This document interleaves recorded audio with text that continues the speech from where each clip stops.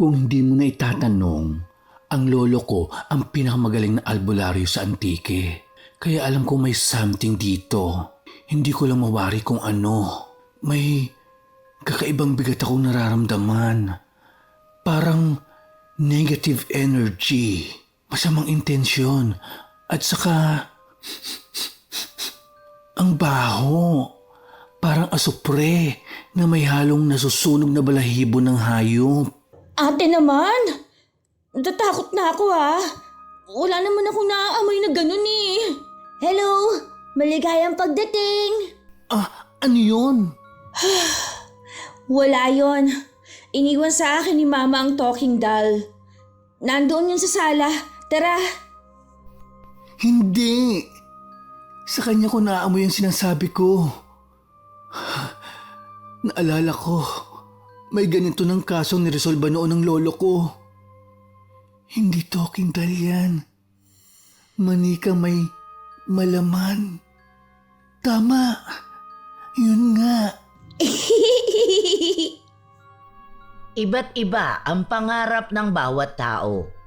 Pero hindi lahat ay mapalad na masimulan ang unang hakbang sa pangarap. Hindi si Mela. Nakapasok siya sa isang kilalang publishing house na naglalathala ng mga nakakatakot na kwento. Ngunit nang nasa kalagitnaan na siya ng pag-abot na makilala, ay isang masamang balita naman ang kanyang natanggap tungkol sa kalagayan ng kanyang kapatid. Sa kanyang pag-uwi ay isang misteryo ang kanyang makakaharap. Misteryong magbibigay sa kanya ng takot at hilakbot, lalo na sa mga bagay na may kinalaman sa manika. Ano-ano kaya ang magtutulak kay Mela para katakutan ang manika? Ano ang koneksyon nun sa misteryong magaganap sa kanya? Halina at sabay-sabay nating alamin ang bahagi ng buhay ni Mela na nababalot ng misteryo. Mela! Ay! Congrats, girl! Sinabi ko na nga ba at sa akin ka mapupunta. Alam mo ba na una pa lang kitang nakita, alam ko na kaagad na magkakasama tayo sa collab. First big project ko to. Tapos isang kilalang manunulat pa ang nakapareha ko. Ang saya-saya ko talaga. Pero warningan lang kita. Mahirap akong katrabaho. Halos lahat ng kasama natin takot sa akin dahil weird daw ako. Well, malas lang nila kasi hindi ka nila ganun kakilala. Alam yata nila na susuong sila sa mga yungib kapag ako ang kapareha nila. Well, yun nga ang dahilan kung bakit minamahal ng readers mo ang mga aklat na isinusulat mo. Pakiramdam nila, totoong lahat ng nilalaman nun. Well, ako pa ba? Okay, tama na. Pag-usapan na lang natin kung ano ba ang plano natin sa story. Paano natin patatakbuhin? Ano ba ang target natin? Dahil horror story ang isusulat natin, bakit hindi natin subukan ng kakaibang kwento? Kakaiba? Like paghahaluin ng romance at horror? Pwede. Pero common na yon. Ano kaya kung samahan natin ng psychological team ang horror natin? Tapos may mystery pa. Tapos may fantasy. Nadali mo, bet ko yan. Isang istorya na punong-puno ng iba't ibang katatakutan. I love it! Ay, simulan na natin ang pag-iisip kung paano natin mapapagsama-sama yon. Then the rest will follow. Natatawa na lang si Mela sa reaksyon ni Lita sa sinabi niya. Hindi man niya inakalang papatulan ng manunulat ang kanyang suhestyon, ay masaya na rin siya dahil nagkakasundo sila. Bagamat bago sa kanya ang maghalo-halo ng tema, ay sigurado naman siya na magiging matagumpay yon. Kaya maghapon na pinag-isipan at pinag-usapan nila ang kanilang gagawin. Inabutan na rin sila ng uwian.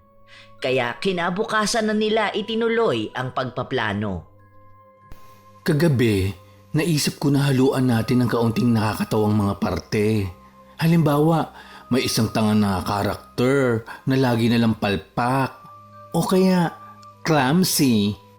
Naisip ko rin na lagyan natin ng karakter na matapang at matalino, pero may mahinang pangangatawan.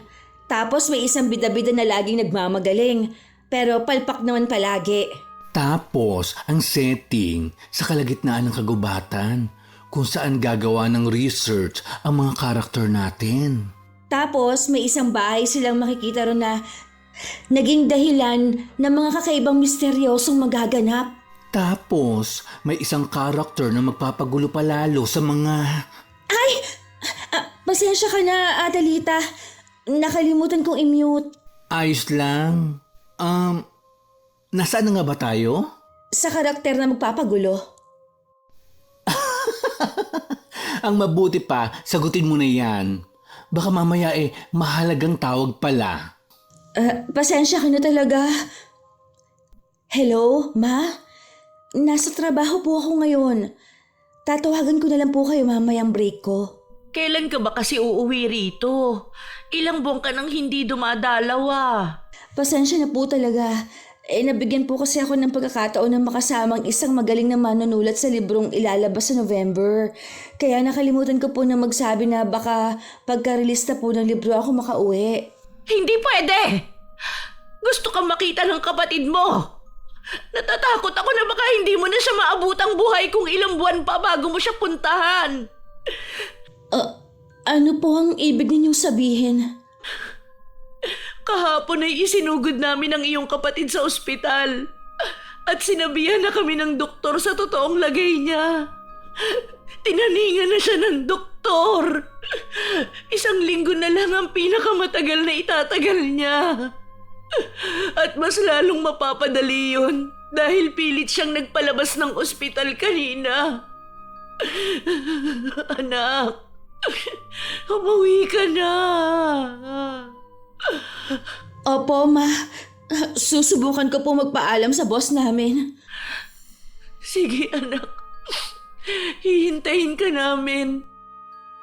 Hindi man batid ni Lita kung bakit ito umiiyak, matapos makausap ang tumawag, ay nilapitan niya ito at niyakap ng mahigpit. Sinusubukan niyang alamin ang dahilan ng pagluha nito.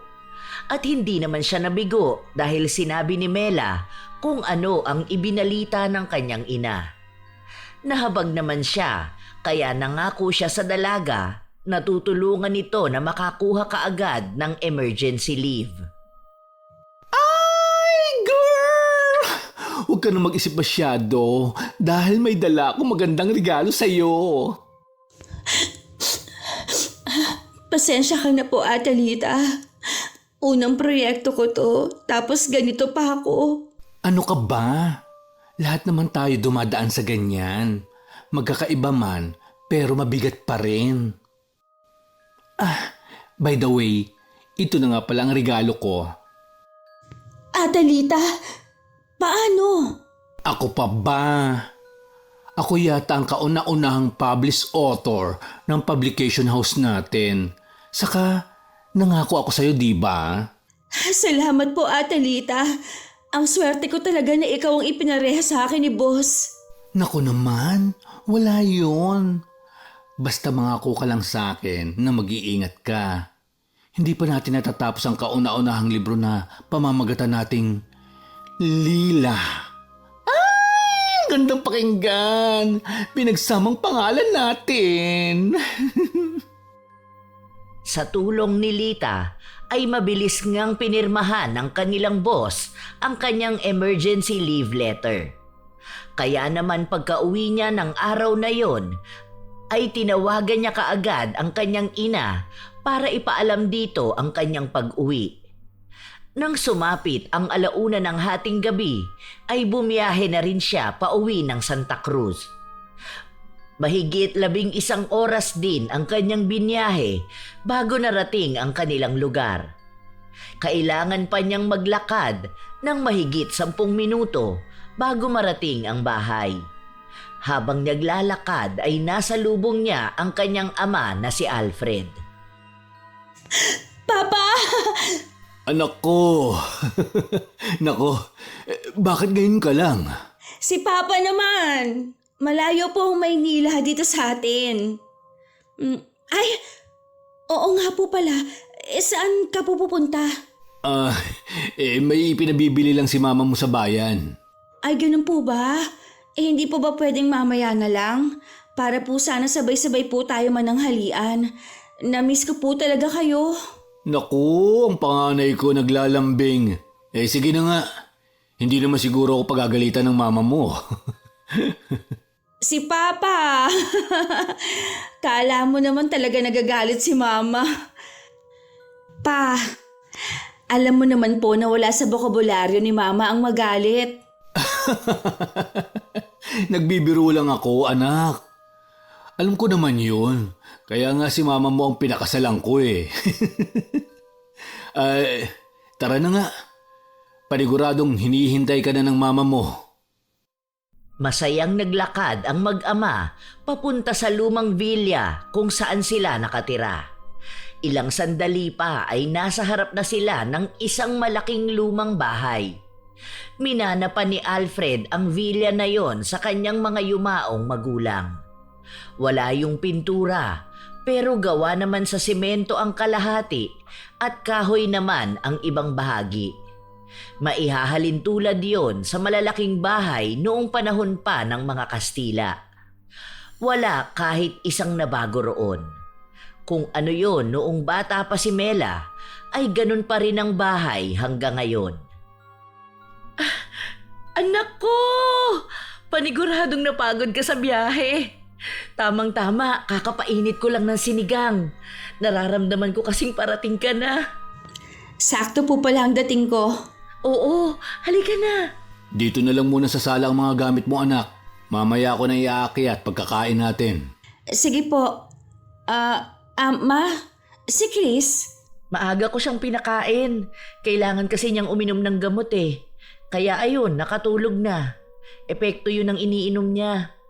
Hindi bale, mamayang hapunan makakasama mo siya. Mamayang hapon pa ang gising ng kapatid mo. Alam mo namang paborito niyang pinapanood ang iyong ina na nagdidilig ng mga halaman sa hardin. Ang tagal niyo namang mag-ama. Baka lumamig pa ang sabaw. Nandyan na po, Mama. Masayang pinagsaluhan nila ang sinigang na niluto ni Rosa. Habang kumakain sila ay pinag-uusapan nila ang masasayang araw noong hindi pa nagtutungo ng Maynila si Mela. Nang matapos na silang kumain ay nagpahinga na muna siya sa kanyang kwarto. Halos walang ipinagbago yon simula nang umalis siya. Kaya naman nakangiting humiga siya sa kanyang kama habang nagbabalik tanaw sa masasayang alaala ng kahapon. Pagsapit ng dapit hapon ay nagising siya at tinungo ang hardin para tanawin ang paglubog ng araw. Chris! Sa wakas, gising ka na. Kanina pagdating ko, hinanap kita kaagad. Ate Mela! Akala ko po hindi mo na ako dadalawin. Pwede ba naman yun? Ikaw ang paborito kong kapatid. Ha? Meron pa po ba tayong ibang kapatid? Ito naman, hindi na mabiro. Ano ba yung ipinipinta mo? Patingin nga si ate. Sunflower po na malaki. Wow! Ang galing talaga ng kapatid ko. Bakit naman sunflower? Paborito ko po kasi ang sunflower. Isa pa, sa tuwing nakikita ko po ito, nabubuhayan ako ng loob na magigising pa ako sa bawat pagpikit ng aking mga mata. Aba, mukhang nahahawa ka na kay mama sa pananalita mo, ha? Mahilig na rin po ako magbasa ng mga libro ni mama. Kaya pala, napakagaling talaga ng baby brother ko. Sa susunod po, aaralin ko naman ang pagguhit ng tao. Gusto po kitang ipinta. Kaso, hindi ko pa po kaya eh. Maiksi na lang ang buhay ko. Magagawa ko pa kaya? Magagawa mo. Hindi man ngayong lifetime na to. Baka sa susunod. Lifetime? Buhay? Oras? Naiiyak na niyakap na lang ni Mela si Chris. Nalilito man ang bata ay yumakap naman ito pabalik sa nakatatandang kapatid. Yun naman ang inabutan ni Rosa. Nagpapahid pa siya ng luha sa nakikitang tagpo ng mga anak. Ngunit kailangan niyang putulin yun at papasukin na sila dahil magdidilim na. Sa pagpasok ng dalawa ay nakahanda na rin ang kanilang hapunan. Ang sarap talaga magluto ni Mama.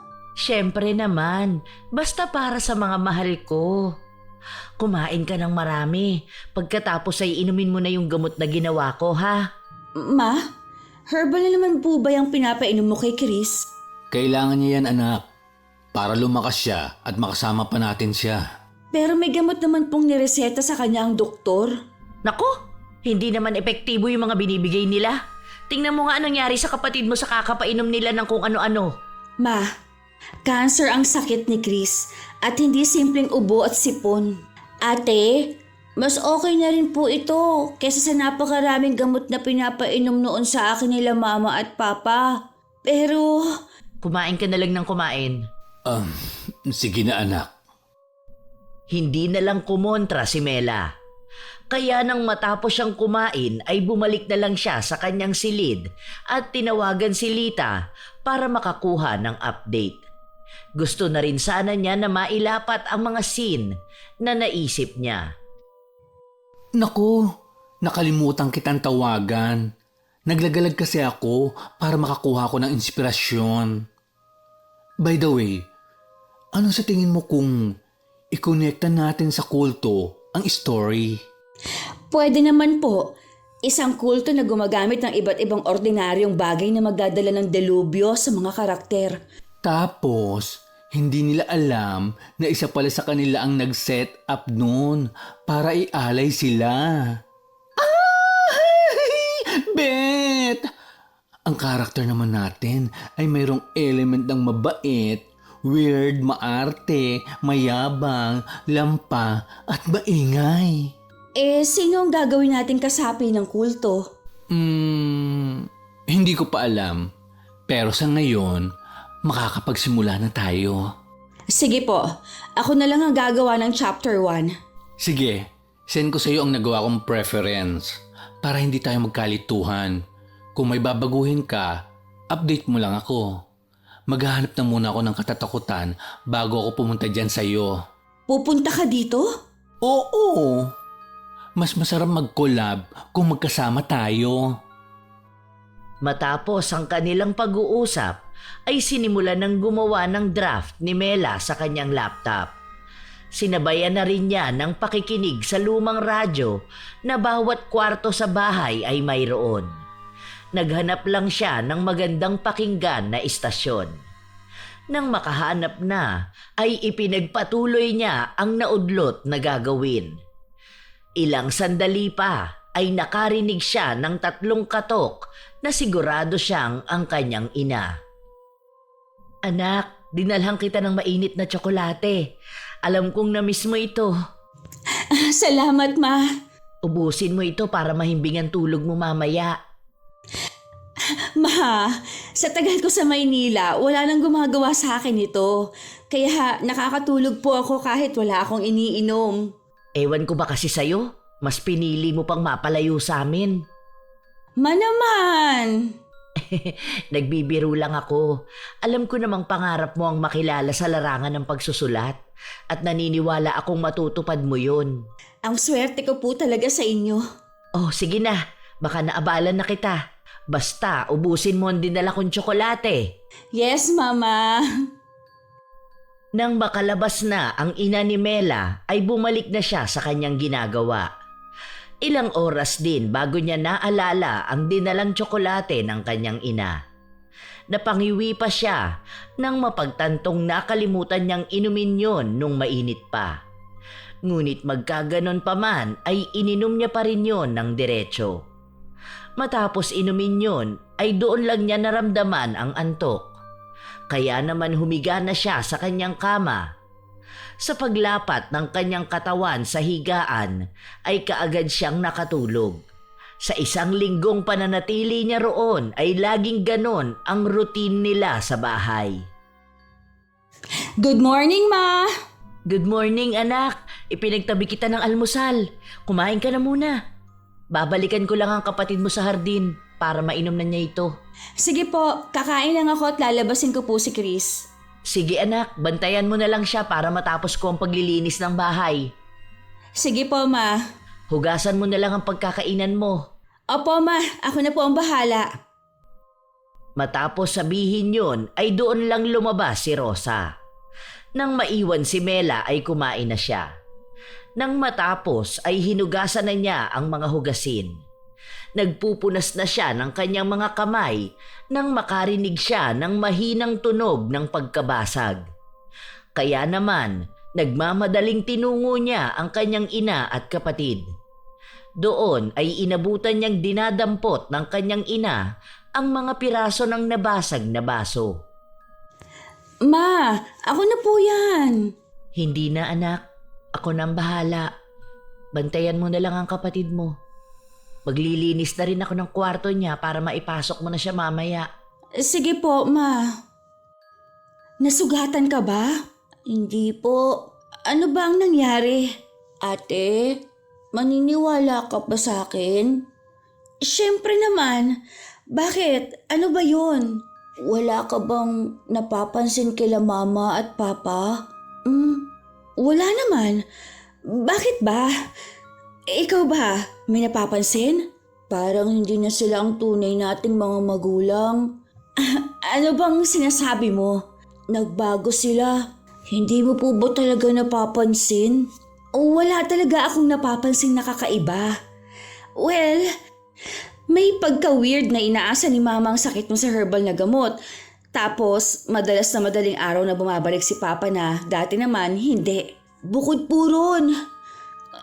Basta, parang hindi na sila ang mga magulang natin eh. Parang ibang tao na ang kasama natin sa bahay. Hindi ko makuha ang ibig mong sabihin. Basta, iwasan. Hindi na naituloy ni Chris ang kanyang sasabihin nang biglang lumitaw ang kanyang ina at matamang tinitigan ang bata. Napapakamot naman sa ulo si Mela at pilit na iniintindi ang nais iparating ng kapatid. Pero bago pa niya tanungin ulit ang kapatid, ay lumapit na ang ina nila at ipinasok na ang bata. Ipinagkibit balikat na lang yon ng dalaga. Tinungo na lang niya ang kanyang kwarto at maghapong nagkulong doon para sa ginagawang proyekto. Nasa kalagitnaan siya ng pag-iinat dahil sa ilang oras na pagkakayuko nang makarinig siya ng isang malakas na sigaw. Kaya nagkukumahog siyang pinuntahan ang silid ng kapatid na siyang pinanggagalingan ng sigaw ni Rosa.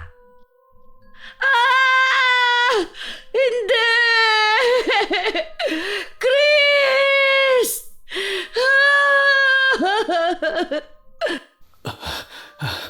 Rosa, anong nangyari?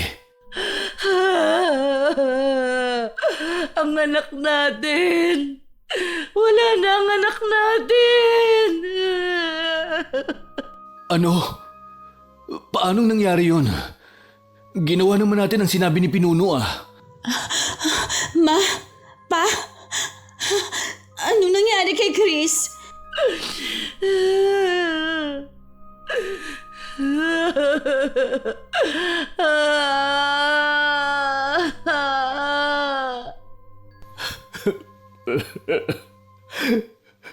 Anak, wala na si Bunso.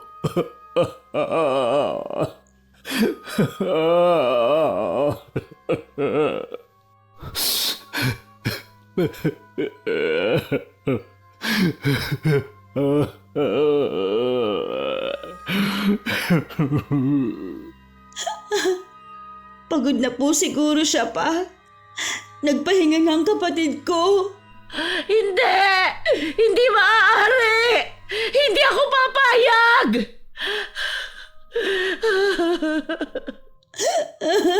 Ma!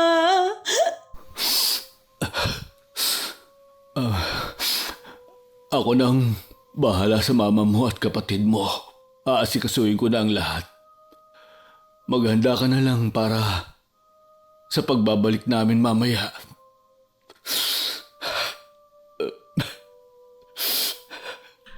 Nagluluksa man ay sinunod na lang ni Mela ang kanyang ama. Kahit pa nga batid niyang mas kailangan niyang manatili sa tabi ng mga ito. Kaya naman nagtungo siya sa kanyang kwarto at kinuha ang cellphone. Nagpadala siya ng mensahe kay Lita dahil sa mga oras na yon ay kailangan niya ng karamay para mapalakas ang kanyang loob. Gusto niyang ipakita sa kanyang mga magulang na maaari nila siyang sandalan. Mela, bukas ililibing na rin ang kapatid mo. Ha? Pero, pa, ngayon pa lang po paglalamayan ng kapatid ko. Anak, wala naman na tayong kamag-anak dito. Wala na rin naman tayong hihintayin. Kung patatagalin pa natin ang burol niya, mas mahihirapan lang si mama mo. Ang bunso ko. Bakit mo iniwan si Mama? Hindi mo na ba ako mahal? Asawa ko, tumahang ka na. Mas malulungkot si Chris kapag makita kanyang umiiyak. Nandito pa naman po ako, May. Hindi mo ako iiwan? Siyempre naman po. Matulog ka na muna, anak. Kami na ng mama mo ang bahala dito. Pero bukas na po ba talaga siya ililibing? Ayoko nang pahirapan pa ang loob ng mama mo. Pare-parehas nating mahal si Chris. Pero si mama mo ang pinaka-naaapektuhan. Sige po. Sandali. Ipagtitimpla kita ng tsokolating paborito mo. Huwag na po, Ma. Hindi! Ipagtitimpla kita! Inumin mo muna ang ititimpla ko bago ka matulog. Sinenyasan ni Alfred si Mela. Kaya naman tumango na lang ang dalaga at hinintay ang tsokolate. Ilang sandali pa ay bumalik na si Rosa, dala ang isang tasa ng mainit na tsokolate. Ininom naman niya yun. Matapos maubos ay muling nakadama ng antok ang dalaga. Kaya nang makabalik siya sa kanyang silid, ay pabagsak na humiga na lang siya sa kanyang kama at kaagad na nakatulog. Kinabukasan ay mag-isang naglibing si Mela sa kanyang kapatid, sapagkat umalis ng maaga ang kanyang ama, habang ang kanyang ina naman ay ayaw sumama. Ma, Pa, nandito na po ako. Tamang-tama ang dating mo, anak. Halina rito at magmerienda na muna tayo. Oo nga, anak. Paniguradong napagod ka at nagutom. Bakit parang masaya pa po kayo? Kakalibing lang kay Chris. Hindi man lang nga po kayo sumama na mahiatid siya sa huling hantungan eh. Ano bang sinasabi mo? Walang dahilan para sumama kami sa libing na yon. Dahil nandito ang kapatid mo. Pagod lang yan, anak. Saluhan mo na kami.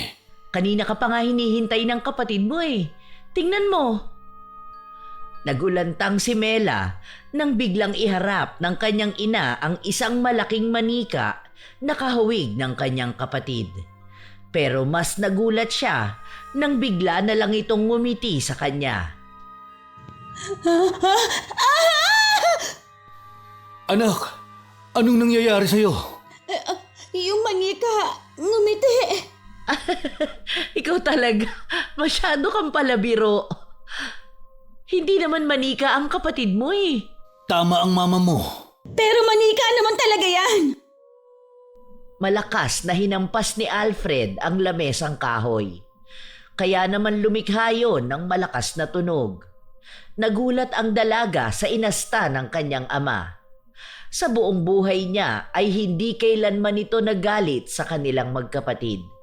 Kaya naman nakadama ng takot ang dalaga. Dahil doon ay tumakbo siya papasok sa kanyang kwarto at nagkulong na lang doon. Ilang sandali pa ay hindi na niya namalayang nakatulog siya.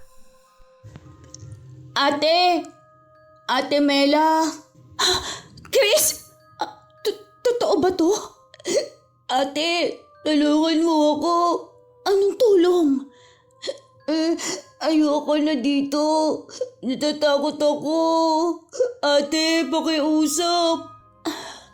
Nananaginip ba ako? Kung panaginip ito, sana bigyan pa ako ng kaunting panahon na makasama ka. Pwede ba kitang yakapin? Ate! Ngunit nang akmang yayakapin na niya ang kapatid, ay may bigla na lang humila rito. Pinilit namang habulin ni Mela ang papalayong kapatid, pero bigla na lang itong nilamon ng dilim. Kasabay nun ay malakas na pagyugyog ni Rosa sa tulog niyang katawan. Sa pagdilat ng kanyang mga mata ay bumungad sa kanyang harapan ang manikang titig na titig habang nakangiti. Naku anak, pasensya ka na kung nagulat kita ha. Sinamahan ko lang ang kapatid mo eh. Gusto ka raw niyang batiin ng magandang umaga. Ma, please! Huwag naman pong ganito. Pasensya ka na talaga kung naistorbo namin ng kapatid mo ang iyong tulog. Pare-pareho po tayo nagluluksa sa pagkawala ni Chris. Kaya sana po tigilan niyo na ang kabaliwang ito. Patahimikin na po natin siya. Pagod na siya noong nabubuhay siya. Ano bang sinasabi mo? Bulag ka ba? Hindi mo ba nakikita ang kapatid mo na buhay at masaya? Ganyan ka ba talaga kawalang pakialam sa amin? Siguro hinihiling mo na mamatay na ang kapatid mo. Napakasama mo! Ha? Ano po bang sinasabi mo, Ma?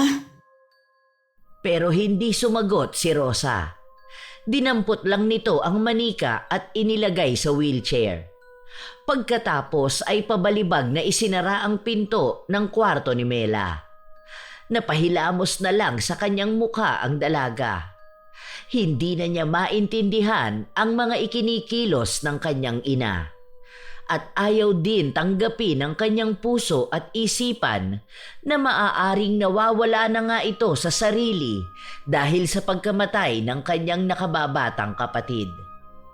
Dahil sa nangyari ng umagang yon ay hindi na lumabas ng kanyang kwarto ang dalaga kahit sumapit na ang hapon. Napansin naman yon ng kanyang ama. Anak, papasok na ako ha? Pa, nag-abala ka pa po. Maghapon ka na kasing hindi lumalabas ng kwarto mo. Hindi ka ba nakakaramdam ng gutom? Parang hindi niyo naman po ako kilala. Pag naharap ko na ang trabaho, nakakalimutan ko na ang kumain. Anak, alam ko na nagkasagutan kayo kanina ng mama mo. Pa, ipatingin na kaya natin si Mama sa doktor? Wala namang sakit ang mama mo ha. Bakit kailangan niya ng doktor? Pa, alam niyo naman po na hindi tamang itrato niya ang manika na si Chris. At ipilit sa atin na buhay pa ang kapatid ko. Anak, sana naman intindihin mo na lang ang mama mo sa ngayon. Hindi pa niya matanggap na wala na ang kapatid mo. Ito ang tandaan mo. Walang magulang ang gustong makitang inililibing ang anak. Kahit mali na? Hindi ba mas mahihirapan si Mama kung hahayaan lang natin siya? Pabayaan na muna natin siya sa ngayon. Please, anak. Hindi na nakipagtalo pa si Mela. Bumalik na lang siya sa pagtitipa. Nang makalabas na ang kanyang ama, ay doon lang siya tumayo at humiga sa kanyang kama. Kinuha niya rin ang kanyang cellphone at tinawagan si Lita para kumustahin ito. Hello po, Ate Lita. Kamusta ka na po? Ito, maganda pa rin. Oh, kumusta nang sinusulat mo? Patapos mo na ba ang chapter 1? Malapit na po. Ate Lita, kailan ka po ba dadalaw dito? Baka 3 araw pa ako dito. Pero marami na akong na-note na magagamit natin sa story. Sige po pala ate, hintayin po kita para sabay na tayong bumalik ng Maynila. Matapos nilang mag-usap ay pinatay na rin ni Mela ang cellphone. Muli ay bumangon siya at bumalik sa kanyang ginagawa. Lumipas pa ang mga oras at hindi niya namalayang nakatulog na siya payukyok sa lamesa. Pero naalimpungatan siya nang makarinig siya ng malakas na kalabog. Ano yun? Ay, nakatulog na pala ako. Ay, ang sakit ng batok ko. Ihiga ko na nga. Ate! Huh? May tumawag ba sa akin? Nanaginip pa yata ako. Ate Mela! Ako to! Sino yan? Ate Mela, papasukin mo ako. Hindi mo na ba ako naaalala? Hindi mo na ba ako mahal? Chris? Sino ka? Hindi ikaw ang kapatid ko! Papasukin mo ako para malaman mong totoo ako, Ate Mela. Nanginginig na naghanap ng pangdepensa si Mela. Nang makita ang isang 2x2 sa gilid ng kanyang kabinet na gawa sa kahoy, ay kinuha niya yun. At dahan-dahang naglakad palapit sa pinto ng kwarto. Nang malapit na siya ay napahinto sa paghakbang ang dalaga. Dahil bigla na lang pumipihit ang doorknob. Kaya napalaki ang kanyang hakbang at sandaling pinigilan yon sa pag-ikot. Humugot muna siya ng malalim na hinga bago bigla ang binuksan ang pinto. Tumambad sa kanyang harapan ang manikang nakaupo sa wheelchair ng kanyang kapatid. Titig na titig ito sa kanya habang may malaking ngisi sa labi. Dahil doon ay nahintakutan siya at nagmamadaling tumakbo papunta sa silid ng kanyang mga magulang. Mama! Papa! Oh, anak, anong nangyari? Manika! Yung manika! Ha? Ano bang sinasabi mo? Hindi ko maintindihan. Dahan-dahan lang ang pagsasalita. Ano na naman bang arte yan? Rosa, hindi mo ba nakikitang natatakot na ang anak mo? Hayaan mo siya magsalita. Yung manika! Buhay siya! Nagsasalita at tinatawag ang pangalan ko. Eh di naniwala ka na. Sabi ko naman sa'yo, buhay pa ang kapatid mo. Ma! Hindi si Chris yun! Demonyo! Masamang espiritu ang nasa loob ng manika. Anak naman, hindi naman totoo ang mga yun. Ang mabuti pa, samahan na kita sa kwarto mo. Asawa ko, kunin mo na si Chris. Baka naaabala niya ang trabaho ng panganay natin. Ang sabihin mo, hindi niya lang talaga mahal ang kapatid niya. Matapos bitawan ni Rosa ang mga salitang yon, ay naglakad na ito palabas ng silid nilang mag-asawa. Pinuntahan niya ang harapan ng kwarto ni Mela at itinulak ang wheelchair ni Chris papunta naman sa silid ng yumao niyang anak. Habang si Mela naman, sinamahan ng kanyang ama hanggang sa makatulog ito. Bakit ganito ang pakiramdam ko? Para akong hinahatak na puntahan na si Mela. May nangyari kaya na hindi niya sinasabi? Tawagan ko na nga lang siya. Mas maganda siguro kung tatanungin ko na lang siya. Hello? Atalita? Papunta ka na po ba dito? Wow ha? Yan talaga ang bungad mo? Hindi ba pwedeng good afternoon muna? Good afternoon? Punta ka na rito. Hay nako. Dapat ay magtatanong lang ako sa'yo kaya ako tumawag eh. Magbubuk na ako bukas ng flight papunta dyan. Talaga? Yes! Maiba ako. Kumusta na ang sinusulat mo? Nablablangko ka ba? Napapadalas nga po eh. Eh bakit hindi mo sinasabi sa akin para nakakatulong ako? Sabi ko naman i-email mo lang sa akin. Para madagdagan ko. Collab nga eh. Ikaw talaga. Naging abala lang ako kakadora eh. Gusto ko lang po na makapagsaliksik ka na matiwasay. Hay naku, ikaw talaga. O sige na. Magkita na lang tayo pagdating ko dyan sa inyo. Nang matapos na ang kanilang pag-uusap, ay nagpasya si Mela na maglakad-lakad na muna siya sa kanilang hardin. Ngunit nang naroon na siya, ay isang pag-uusap ang kanyang napakinggan sa pagitan ng kanyang mga magulang. Pag-uusap na hindi niya sinasadyang marinig. Magkaganon pa man ay nagtago na lang siya sa parteng may makapal na halaman. Rosa, hindi na magandang ganun mo kausapin at tratuhin si Mela. Anak din natin siya. Pero baliw siya.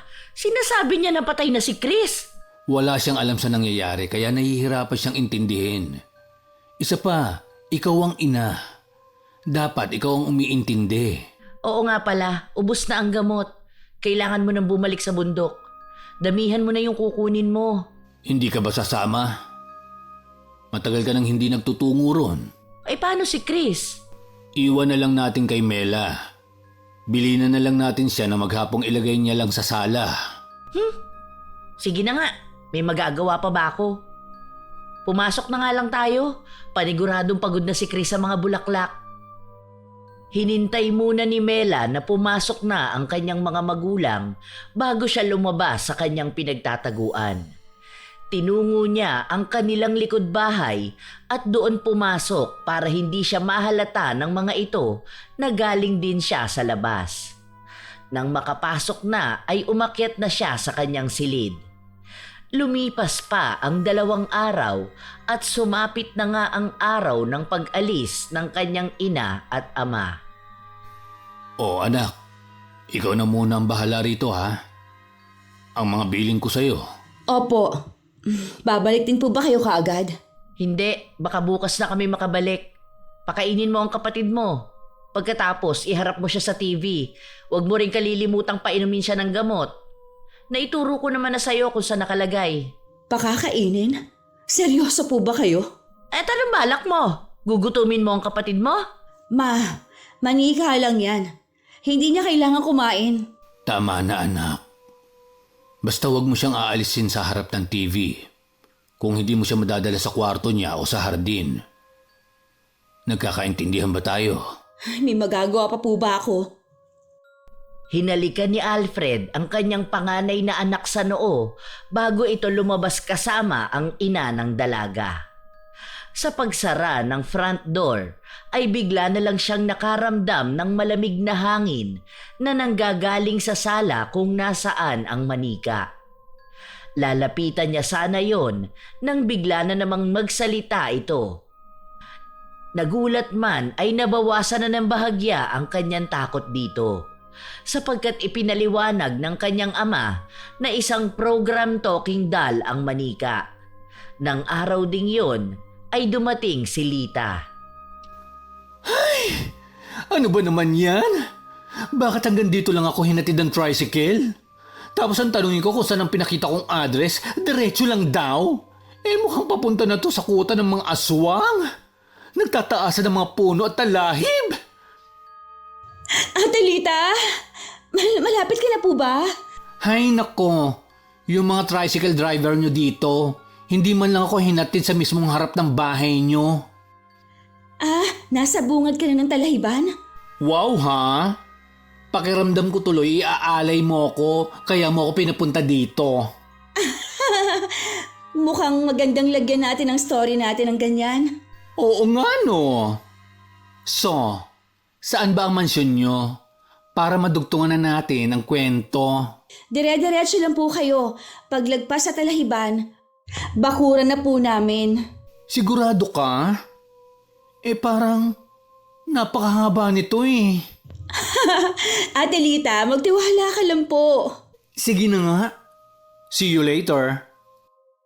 Matapos maibaba ang tawag, ay kaagad na gumawa ng merienda si Mela. Lumipas pa ang mga minuto at nakarinig na siya ng 3 malalakas na katok. Masaya at nasasabik niyang pinagbuksan ng pinto ang bisita. Ate Lita, welcome to my mansion.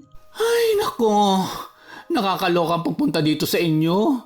Nahagardos ang beauty ko. Alam kong pagod ka, kaya naman pinaghanda kita ng merienda. Halika, pasok ka. Mela, may kakaiba dito sa bahay niyo. Ha? Anong sinasabi mo, Ate Lita? Anong kakaiba dito sa bahay? Parang wala naman ah. Ate, baka pagod lang yan at gutom. Kung hindi mo na itatanong, ang lolo ko ang pinakamagaling na albularyo sa Antique. Kaya alam kong may something dito. Hindi ko lang mawari kung ano. May kakaibang bigat akong nararamdaman. Parang negative energy. Masamang intensyon. At saka, ang baho. Parang asopre na may halong nasusunog na balahibo ng hayop. Ate naman, natatakot na ako ha. Wala naman akong naaamoy na ganun eh. Hello, maligayang pagdating. Ano yun? Wala yon. Iniwan sa akin ni Mama ang talking doll. Nandoon yun sa sala. Tara. Hindi. Sa kanya ko naaamoy ang sinasabi ko. Naalala ko, may ganito ng kasong niresolba noon ng lolo ko. Hindi talking doll yan. Manikang may laman. Tama. Yun nga. Kasunod ng matinis na paghagikgik ng manika ay nagpatay sindi ang ilaw sa sala. Nahintakutan naman si Mela. Habang mahigpit na hinawakan ni Lita ang suot niyang kwintas na regalo ng kanyang lolo at ang isang kamay ng dalagang kaibigan. Kasunod nun ay ang biglang pagbukas ng pinto sa kanilang likuran. Oh, anong nangyayari dito? Sino ka? Papa! Ay, nagulat naman po ako sa inyo. Ito nga po pala si Ate Lita. Kasama ko po siya sa trabaho. Nasaan po si Mama? Hello po. Ako po si Lita, kaibigan at katrabaho ni Mela. Sige. Kukunin ko na muna si Chris. Pa? Nasaan si Mama? Nagpaiwan muna siya sa bundok para manalangin at magsisi sa kanyang mga nagawang kasalanan. Ha? Kailan pa nagsimulang naging madasalin si Mama? Huwag ka nang masyadong madada. Pagod ako at magpapahinga na kami ni Chris. Pa! Melay, may kakaiba sa papa mo. Anong ibig mong sabihin? Hindi kaagad sumagot si Lita. Bagkus ay hinalungkat niya ang kanyang bag at may kinuhang kwintas doon na may palawit na isang bilog na may mata. Malayo ang itsura nun sa evil eye pendant sapagkat ang palawit ay gawa lang sa tuyong dayami. Nang maisuot na ni Lita ang kwintas, ay inaya siyang lumabas nito para pag-usapan ang kanyang naramdaman at nalalaman. Ano po bang pag-uusapan natin? Bakit kailangan dito pa natin sa labas pag-usapan? Sa palagay ko, kontrolado ng iba ang kaisipan ng iyong ama. May itim na aura akong nakikita sa kanya. Mela, gumagamit ba ng itim na mahika ang iyong ama? Itim na mahika? Totoo ba yun? Paano mo nasabi? Bukod dun sa manika, may kakaiba akong nakikitang koneksyon ni Tito sa mahika. Paano ko ba ipapaliwanag? Tama. Wala ka bang napapansin na pagbabago sa kanya? Sa kilos, pananalita, Sandali! Naalala ko ang kapatid ko noon. May sinabi siya sa akin. Yung yumao mong kapatid? Anong sinabi niya? Para may nabanggit siya na hindi na sila mama at papa ang kasama namin sa bahay. Nang araw na yon, namatay din kinagabihan ng kapatid ko. Sa palagay mo kaya may kinalaman ng magulang ko? Kaya ba Chris ang tawag nila sa manika dahil hindi... Hindi ko pa masabi. Sa palagay ko, nakakulong ang kapatid mo ngayon. Somewhere dito. Bukod pa roon, may iba ka pa bang napansin? Biglang ayaw ng painumin ni na mama at papa ng gamot si Chris. Kasi mas epektibo daw ang herbal. Anong klaseng herbal? Sigurado ka bang herbal yon? Dahil sa tanong ni Lita kay Mela ay napaisip siya. Napapatanong siya sa kanyang sarili. Iniisip niya kung bakit hindi siya nakinig sa kanyang nakababatang kapatid. Pero mas nangingibabaw ngayon sa kanya ang takot na baka gawin din sa kanya ng kanyang mga magulang ang nangyari kay Chris.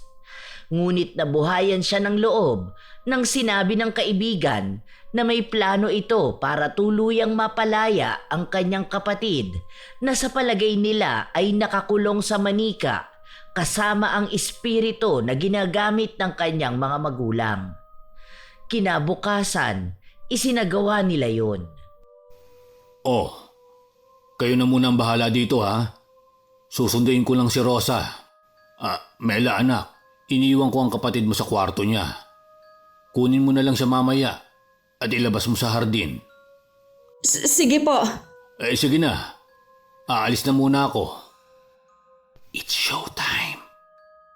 Saan tayo magsisimula? Nasaan ba ang manika? Tumangulang si Mela bago sumilip sa bintana. Sinigurado muna nitong nakaalis na si Alfred.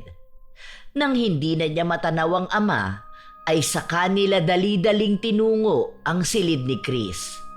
Pagpasok nila roon ay inabutan nilang nakahiga ang manika sa kama.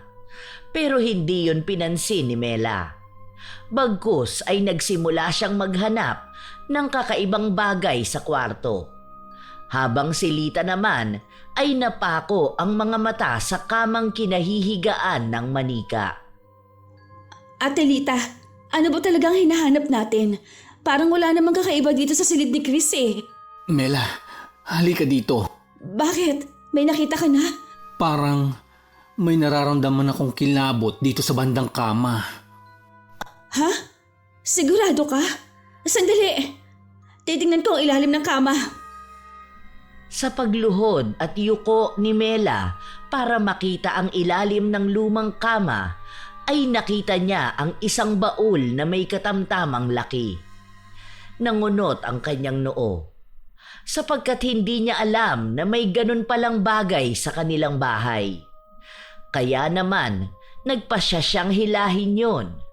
Sa kanyang paghila ay lumikha ng nakakangilong tunog ang gamit. Pero itinuloy pa rin niya ang ginagawa. Ang sakit sa ears. Ano ba yan? Baon? Oo, hindi ko alam na may ganito pala kami. Buksan natin. Sa kanilang pagbukas ay labis na nagulantang ang magkaibigan sa kanilang nakita. Hindi sila makapaniwala na ang baul na yon ang magbibigay sa kanila ng kasagutan sa ilang tanong na naglalaro sa kanilang isipan. Oh no! Bakit nandito ang isa sa damit ni Chris? May kasama pang larawan niya na nakadikit sa isang kakaibang kahoy. Saka, anong mga boteng ito? Huwag mong hawakan ng kahoy. Sa pagkakatanda ko, ang mga bote dapat na naglalaman ng kahit anong parte ng katawan ng kinukulam. Kagaya ng buhok o kaya ngipin. Ibig mong sabihin, kinulam nila mama at papa ang kapatid ko? Mukhang ganun na nga.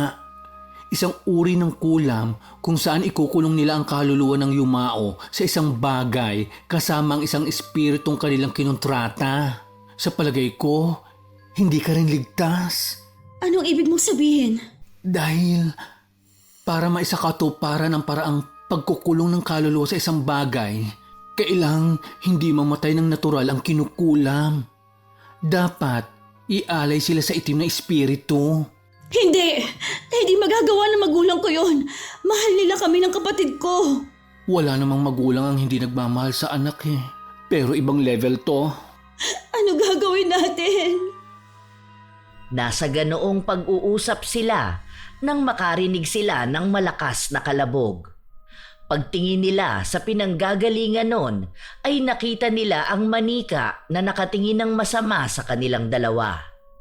Parehas mang natatakot ay naging mas matapang si Lita at inilagay sa kanyang likuran ang nanginginig na si Mela.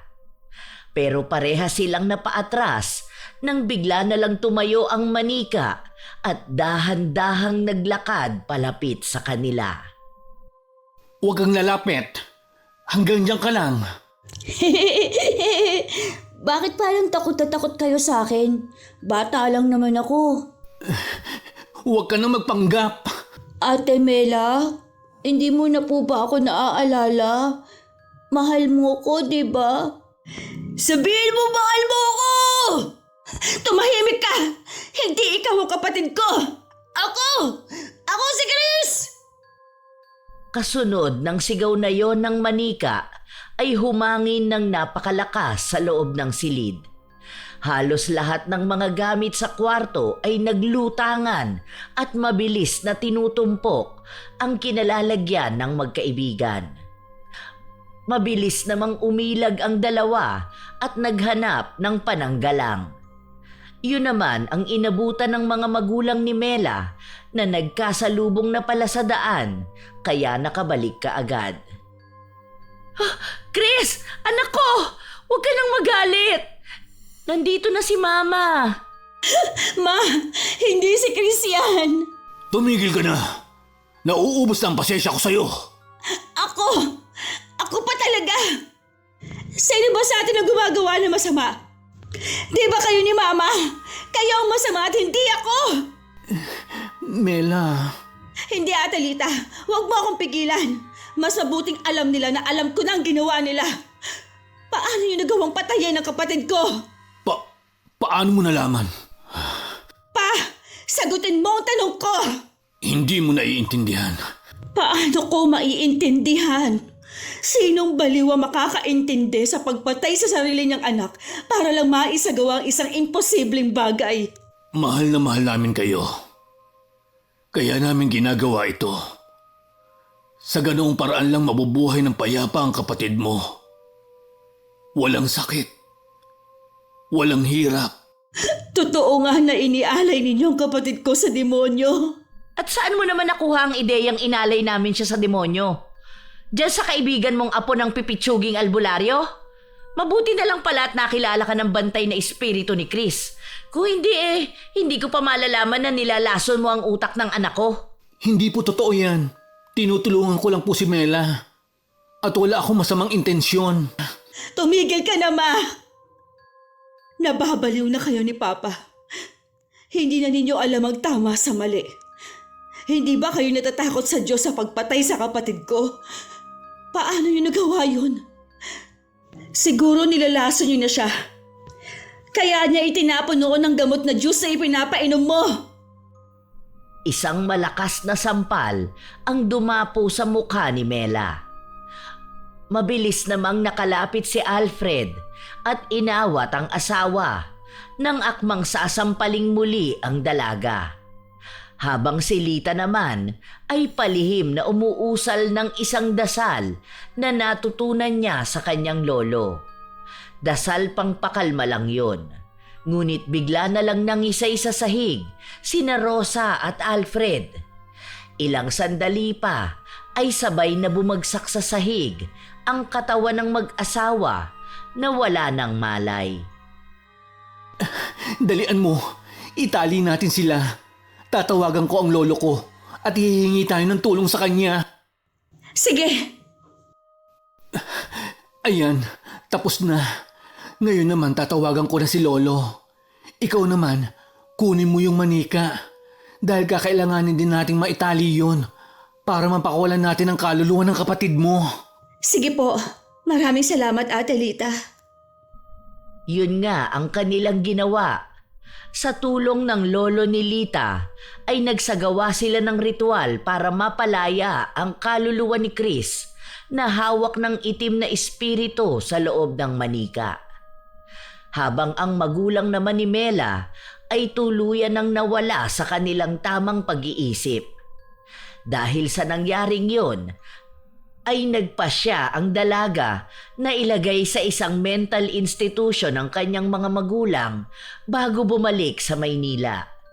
Ngunit sinigurado muna ng dalaga na magiging maayos ang lagay ng kanyang mga magulang. Sure ka ba na kaya mo na mag-isa? Oo naman, Ate Lita. Masyado ka na maraming naitulong sa akin. By the way, nakalimutan kong tanongin ito, pero para saan ang kwintas na ibinigay mo sa akin? Ah, yan ba?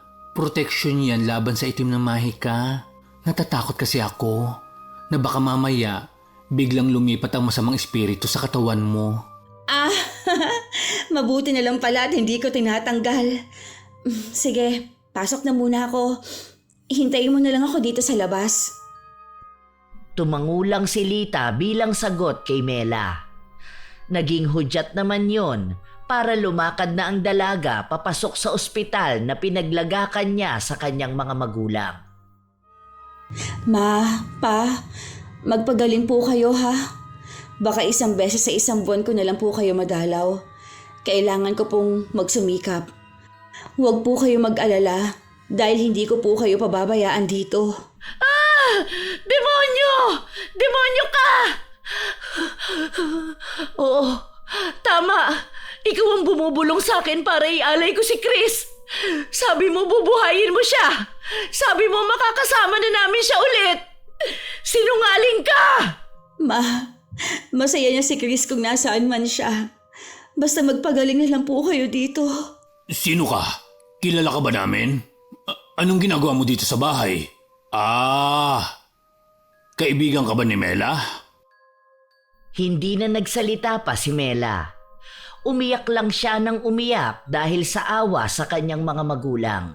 Hindi man nais ilagay at iwan doon sina Alfred at Rosa, ay alam niyang yon ang mas makabubuti. Nagpasya siyang titigan na lang ang kanyang mga magulang na sabay nang nagsasalita. Ilang sandali pa, dumating na ang nurse at ipinasok na sa kanika nilang silid ang mga pasyente. Tumayo si Mela at naglakad palabas ng mental hospital na mabigat ang puso. Magkaganon pa man ay wala na siyang pagpipilian dahil hindi pa rin humihinto ang pagluha ng dalaga ay napayakap na lang siya sa kaibigang naghihintay sa kanya. Naka-out na sa market ang sinulat natin. Grabe! I can't believe it! Imagine, unang araw pa lang, halos ma-sold out na sa bookstore! Talaga?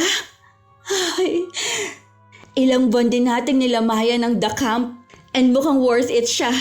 Of course! Dalawang magagaling na writer ang may gawa, no? By the way, kamusta na sila tita at tito? Ayun, unti-unti nang umaayos. Nakikilala na rin nila ako. Pero sabi ng doktor, dadaan pa daw sila sa mga test bago sila makalabas ulit. Dahil dyan, mag-celebrate tayo! Sa paglipas pa ng mga buwan, ay mas lalong nakilala ang pangalan ni Mela sa larangan ng pagsusulat. Nakalabas na rin sa mental hospital ang kanyang mga magulang.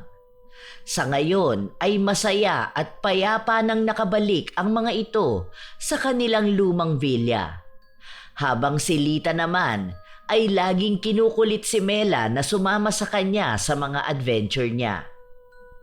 Sa buhay natin, hindi maaaring ipilit kung ano lang ang ating nais. Kahit ano pa ang malalim nating dahilan, ay hindi natin pwedeng paglaruan ang buhay o kaluluwa ng iba, kahit pa maganda o masama ang intensyon. Dahil kahit pagbalik-balik ta rin man natin, masama pa rin yon at kasalanan sa Diyos. May mga bagay sa ating mundo na hindi natin mapipigilan kagaya ng kamatayan. Walang sino man sa atin ang may karapatang maging mapangahas sa pag-aakalang ang mali ay pwedeng maging tama para lamang sa sariling kasiyahan. Maraming salamat sa pakikinig kina Myren Notarte ng Jensan, Christian Gonhoran, Ate Nenita Sopranes, Taiji third floor, Daphne Alejandro, Tita Elvira Alejandro ng Morong Rizal, Rosalina Bugayong ng Singapore, Foxtail, John D. Lee Fajardo, May Oliero, Dion Holter, Alfreda Alano, Razon Yao ng Kuwait, Lailani Bersenilla ng Malaysia, Leonisa Cobo, Josefina Fuellas, Capricorn's View, Angeline Halo, Lydia Lopez, Vivian Asi, Ella Cortezano, Azenar Noriv, Virgie Tindaan, Febe Rañada, Filipina Palsario, Janet Cisneros, Carlita Nocerale, Mac Belcher, Sunny Jane Tamlayen, at sa Baguio City Sketch Team na sina Ian Magsano, Rick James Fernandez, Chen, Marieta at Fiel, Azenar Goodies, Kopi Chow, Ami Viray, Mirasol Montemayor, Joey Toriba, Tatay Miguel Nazam, Desiree Malyari, Day Ramil at Kayla Malyari ng Arayat, Pampanga, Rosel Nabo, Heli Borja, Arlene Torquiza, Noemi Garcia Pabunan ng Hong Kong, Rachel Montero at sa Accounting Department ng ISDH Narvacan na sina Air, JP, Jeps, Michael Kong, Jade Jedang, Dani Cadina, Kevin at Rachel, Amor Bello, Chabi Lumentigar, Joanna, Leia at Alvin, Nora Mejia, Jessica Rojas, Brian Arines, Pinky Hepertor, Roberto Crimen, Gemma Jane Gaugano, at sa dalawang top commenters ng ating channel na sina Amy Venzon at Marie the Lightworker, Marilinda Cowley ng Australia, Amadita Venzon, ang mga OFW ng Nervesa Milan, Italy, Sherlyn Joseco ng Antique, Ana Calixtro, Calixtro family ng Herminihildo Compound sa Uyo, Quezon City, Jessica Marie Ramos, Ana Hapina, Jonalyn Barameda, AJ Arpon, Nanay Irene Arpon ng Tacloban City, Roy Lacandalo, Gina Veldad, Martina Angdasan, Jaime Constantino, Lance MBB ng Malaysia, Olivia Pelayo, ang mga mananahi ng Attic Clothing sa Santa Ana, Manila, sina Ate Veron, Jonas, Ruth, Kuya Wig, ang master cutter na si Kuya Mar, Gerald, Adrian, Grace at Miko, Tatha Pinoy TV, Skulptura Garments, Celestina Sigua, Supladang Pasaway, Salve Logenio, Raquel Hasegawa, Joan Owarde, Jess Fernandez, Amanda Joyce ng Angeles City, Ramil Fariolin, Ami Yong at sa kanyang asawang si Yong Benglong ng Malaysia, Marco Nanes, Madam Leslie, Minda Sol, Dennis at Jay ng Amira Boxes Handicrafts ng Laguna. Ito ang inyong Lola Telang at maraming salamat sa pakikinig, mga apo.